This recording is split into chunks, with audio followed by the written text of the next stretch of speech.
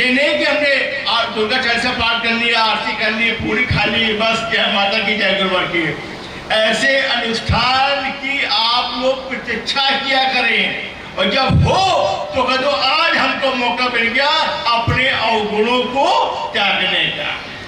कोई भी अवगुण हो जो आपको लगता हो, मेरा मोटापा बहुत बढ़ रहा है, यही अवगुण यही त्यागने का कर लो कि हेमा मुझे क्षमता दे दो कि मैं बहुत खाता हूँ, कम खाना शुरू कर दूं इससे मेरा मोटापा कम हो जाए। तो आज अपने अपने अवगुणों को त्यागने का दिन है। और मैं दावे के साथ कह सकता हूं, किसी ने अगर मन वचन कर्म के साथ अपने अवगुणों को यहाँ पे छोड़ दिया, निश्चित रूप से एक समय के बाद उसके अवगुणों से वो रहित हो जाएगा।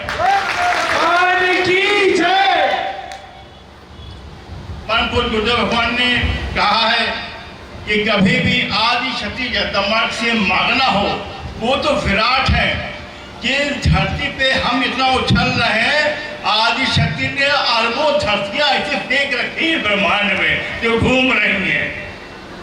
इतनी विराट सत्ता से हम क्या मांगते हैं? गाड़ी, बंगला, मकान, ये कोई मांगने की चीज है? गुरु श्री ने कहा अगर मांगना हो तो भक्ति, ज्ञान और आत्म शक्ति का वरदान बोले गुरुदेव भगवान की जय। सेवा का भाव, आपके अंदर साधना का भाव, आपके अंदर पुरुषार्थ का भाव, आपके अंदर परोपकार की भावना उसी दिन उत्पन्न होना शुरू हो जाएगी।